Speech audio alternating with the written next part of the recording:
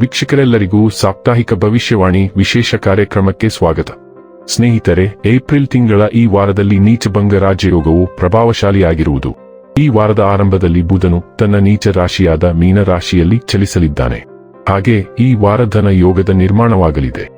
ಚಂದ್ರ ಮತ್ತು ಮಂಗಳ ಪರಸ್ಪರ ಸಪ್ತಮ ದೃಷ್ಟಿಯಲ್ಲಿ ಚಲಿಸಲಿದೆ. ಮೀನ ರಾಶಿಯಲ್ಲಿ ಮಂಗಳ ತನ್ನ ಸಂಚಾರವನ್ನು ಮಾಡುವುದು ಮತ್ತು ಚಂದ್ರನು ಕನ್ಯಾ ರಾಶಿಯಲ್ಲಿ ತನ್ನ ಚಲನೆಯನ್ನು ಮಾಡಲಿದೆ. ಈ ಎರಡು ಗ್ರಹಗಳ ಪರಸ್ಪರ 7ನೇ ದೃಷ್ಟಿಯಲ್ಲಿ ಚಲಿಸುವ ಮೂಲಕ ಧನ ಯೋಗದ ನಿರ್ಮಾಣವಾಗುವುದು. ಗ್ರಹಗಳ ಈ ಸಂಯೋಗದಿಂದಾಗಿ ಜನರು ತಮ್ಮ ಕುಟುಂಬ ಜೀವನದಲ್ಲಿ ಸಂತೋಷ, ಸುಖ, ಸಮೃದ್ಧಿಯನ್ನು ಪಡೆಯುವ ಯೋಗ ನಿರ್ಮಾಣಗೊಳ್ಳುವುದು ಮತ್ತು ಪ್ರಯಾಣದಿಂದ ಅಪಾರ ಯಶಸ್ಸನ್ನು ಗಳಿಸುವಿರಿ. ಏಪ್ರಿಲ್ 27ರಿಂದ ಮೇ 3ರವರೆಗಿನ ಮೇಷ ರಾಶಿಯವರ ಭವಿಷ್ಯವನ್ನು ತಿಳಿದುಕೊಳ್ಳೋಣ. ಈ ವಾರ ಮೇಷ ರಾಶಿಯವರ ಫಲಾಫಲಗಳೇನು? ಗ್ರಹಗತಿಗಳು ಹೇಗಿರಲಿವೆ? ಕೌಟುಂಬಿಕ, ಸಾಮಾಜಿಕ ಜೀವನ ಹಾಗೂ ವ್ಯಾಪಾರ ವಹಿವಾಟು ಹೇಗೆ ನಡೆಯಲಿದೆ? ಅಲ್ಲದೆ ಯಾವೆಲ್ಲ ಸಮಸ್ಯೆಗಳು ನಿಮ್ಮನ್ನು ಈ ಸಾಪ್ತಾಹಿಕದಲ್ಲಿ ಕಾಡಲಿವೆ, ಅವುಗಳಿಗೆ ಪರಿಹಾರಗಳೇನು ಎಂಬುದನ್ನು ತಿಳಿಯಲು ಈ ವಿಡಿಯೋವನ್ನು ಸಂಪೂರ್ಣವಾಗಿ ವೀಕ್ಷಿಸಿ. ನೀವಿನ್ನೂ ನಮ್ಮ ಚಾನೆಲ್ ಸಬ್ಸ್ಕ್ರೈಬ್ ಮಾಡದೇ ಇದ್ದರೆ ಕೂಡಲೇ ನಮ್ಮ ಚಾನೆಲ್ ಸಬ್ಸ್ಕ್ರೈಬ್ ಮಾಡಿ. ಹೆಚ್ಚಿನ ವಿಡಿಯೋ ಅಪ್ಡೇಟ್ಗಾಗಿ ಪಕ್ಕದ ಬೆಲ್ ಐಕಾನ್ ಬಟನ್ ಕ್ಲಿಕ್ ಮಾಡಿ. ಸ್ನೇಹಿತರೆ, ಚಂದ್ರ ರಾಶಿಗೆ ಸಂಬಂಧಿಸಿದಂತೆ ಶನಿಯು 12ನೇ ಮನೆಯಲ್ಲಿರುವುದರಿಂದ ಮನೆ ಸಮಸ್ಯೆಗಳು ಈ ವಾರ ನಿಮಗೆ ಒತ್ತಡವನ್ನು ನೀಡಬಹುದು. ಈ ಕಾರಣದಿಂದಾಗಿ ನೀವು ನಿಮ್ಮ ಆರೋಗ್ಯದ ಬಗ್ಗೆ ಅಜಾಗರೂಕರಾಗಬಹುದು. ಆದರೆ ಈ ಸಮಯದಲ್ಲಿ ಸ್ವತಃ ತನ್ನ ಚಿಕಿತ್ಸೆ ಮಾಡುವುದನ್ನು ತಪ್ಪಿಸಬೇಕು, ಏಕೆಂದರೆ ಔಷಧಿಗಳ ಮೇಲೆ ನಿಮ್ಮ ಅವಲಂಬನೆ ಹೆಚ್ಚಾಗುವ ಸಾಧ್ಯತೆ ಇದೆ. ಆರ್ಥಿಕ ದೃಷ್ಟಿಕೋನದಿಂದ ಈ ಸಮಯವು ನಿಮಗೆ ಉತ್ತಮ ನಿರ್ದೇಶನ ಮತ್ತು ಅವಕಾಶಗಳನ್ನು ನೀಡುತ್ತದೆ ಎಂದು ಸಾಬೀತುಪಡಿಸುತ್ತದೆ. ಏಕೆಂದರೆ ಈ ವಾರ ನೀವು ಹಣವನ್ನು ಉಳಿಸಲು ಅಥವಾ ಸಂಗ್ರಹಿಸಲು ನಿಮ್ಮ ಕುಟುಂಬ ಸದಸ್ಯರ ಬೆಂಬಲವನ್ನು ಪಡೆಯುತ್ತೀರಿ. ಈ ವಾರ ಮನೆ, ಕುಟುಂಬದಲ್ಲಿ ಕೆಲವು ರೀತಿಯ ಕಾರ್ಯಕ್ರಮಗಳನ್ನು ಆಯೋಜಿಸಬಹುದು. ಅದರ ಮೇಲೆ ನೀವು ಸಾಕಷ್ಟು ಹಣವನ್ನು ಖರ್ಚು ಮಾಡಬೇಕಾಗುತ್ತದೆ.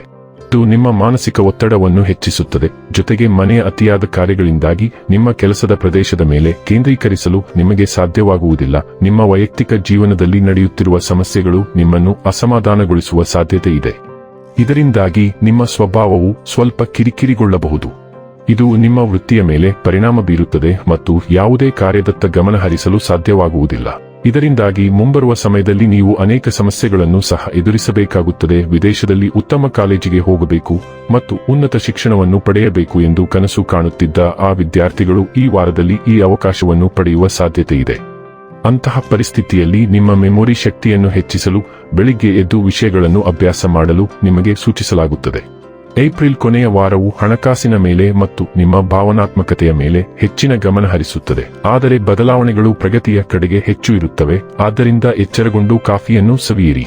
ಮಂಗಳ ಮತ್ತು ಬುಧ ಗ್ರಹಗಳು 12ನೇ ಮನೆಯ ಮೂಲಕ ಚಲಿಸುತ್ತಿವೆ. ಆದ್ದರಿಂದ ನಿಮಗೆ ಕೆಲವು ಭಾವನಾತ್ಮಕ ಅಗತ್ಯಗಳು ಇರುತ್ತವೆ. ಅದು ಆಧ್ಯಾತ್ಮಿಕ ಮಾತುಕತೆಗಳು ಮತ್ತು ಒಂಟಿತನದಿಂದ ಮಾತ್ರ ತುಂಬಬಹುದು. ವಿದೇಶಗಳಿಂದ ನವೀಕರಣಗಳನ್ನು ಪಡೆಯುವುದು ಅಥವಾ ದೀರ್ಘ ಪ್ರವಾಸಗಳಂತಹ ಘಟನೆಗಳು ನಿಧಾನವಾಗಿ ಮುಂದುವರಿಯುತ್ತವೆ.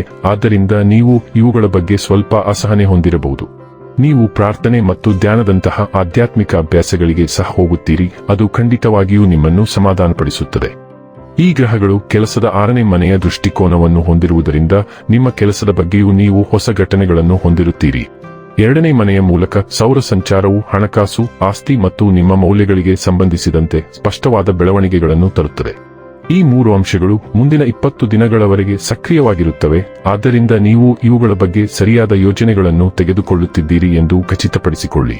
ಸೂರ್ಯನು ನಿಮ್ಮ ಹಣಕಾಸಿನ ವಿಷಯಗಳ ನೈಜ ಸ್ಥಿತಿಯನ್ನು ನಿಮಗೆ ತೋರಿಸುತ್ತಾನೆ ಮತ್ತು ಹೊಸ ಆದಾಯದ ವಿಧಾನಗಳನ್ನು ಕಂಡುಕೊಳ್ಳುವ ಅವಕಾಶಗಳಿವೆ. ಹುಣ್ಣಿಮೆ ವೃಶ್ಚಿಕ ರಾಶಿಯಲ್ಲಿ ಉದಯಿಸುತ್ತಾನೆ ಮತ್ತು ಅದು ಹಣಕಾಸಿನ ವಿಷಯಗಳಿಗೆ ಸಂಬಂಧಿಸಿದಂತೆ ಗಮನಾರ್ಹ ಬೆಳವಣಿಗೆಗಳನ್ನು ಸಹ ತೋರಿಸುತ್ತದೆ. ಸೂರ್ಯ ಚಂದ್ರನ ವಿರೋಧವು ಲಾಭಗಳ ಜೊತೆಗೆ ವೆಚ್ಚಗಳನ್ನು ಸಹ ಹೊಂದಿರುತ್ತದೆ ಎಂದು ತೋರಿಸುತ್ತದೆ. ಇದಲ್ಲದೆ ನೀವು ಕೆಲವು ಸಾಲಗಳನ್ನು ತೀರಿಸುತ್ತೀರಿ, ಬಾಕಿ ಮೊತ್ತವನ್ನು ಪಡೆಯುತ್ತೀರಿ ಮತ್ತು ತೆರಿಗೆ, ಪಿಎಫ್ ಮತ್ತು ವಿಮೆಯ ಬಗ್ಗೆಯೂ ಯೋಚಿಸುತ್ತೀರಿ. ಕೆಲವು ರಹಸ್ಯ ವಿಷಯಗಳು ಬೆಳಕಿಗೆ ಬರುತ್ತವೆ, ವಿಶೇಷವಾಗಿ ನಂಬಿಕೆ, ಸಾಲಗಳು ಮತ್ತು ಅನ್ಯೋನ್ಯತೆ ಒಳಗೊಂಡಿರುವ ಕ್ಷೇತ್ರಗಳು. ನೀವು ಸಾಲ ಅಥವಾ ಇತರ ಹಣಕಾಸು ಸಾಧನಕ್ಕಾಗಿ ಅರ್ಜಿ ಸಲ್ಲಿಸಿದ್ದರೆ ಅದರ ಬಗ್ಗೆ ನಿಮಗೆ ನವೀಕರಣ ಸಿಗುತ್ತದೆ.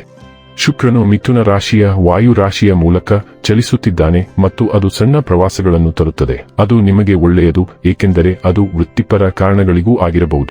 ನೀವು ಹೊಸ ಗುಂಪುಗಳನ್ನು ಸೇರುತ್ತೀರಿ, ಹೊಸ ಜನರನ್ನು ಭೇಟಿಯಾಗುತ್ತೀರಿ ಮತ್ತು ಈ ನೆಟ್ವರ್ಕಿಂಗ್ ಮೂಲಕ ನೀವು ಕೆಲವು ಲಾಭದಾಯಕ ಸಂಪರ್ಕವನ್ನು ಸಹ ಪಡೆಯುತ್ತೀರಿ.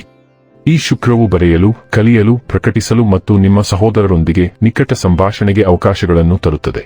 ಇನ್ನು ಕೊನೆಯದಾಗಿ ಮಾಡಿಕೊಳ್ಳಬೇಕಾದ ಉಪಾಯಗಳ ಕುರಿತು ನೋಡುವುದಾದರೆ, ಮಂಗಳವಾರ ಆಹಾರ ದಾನ ಮಾಡಿ.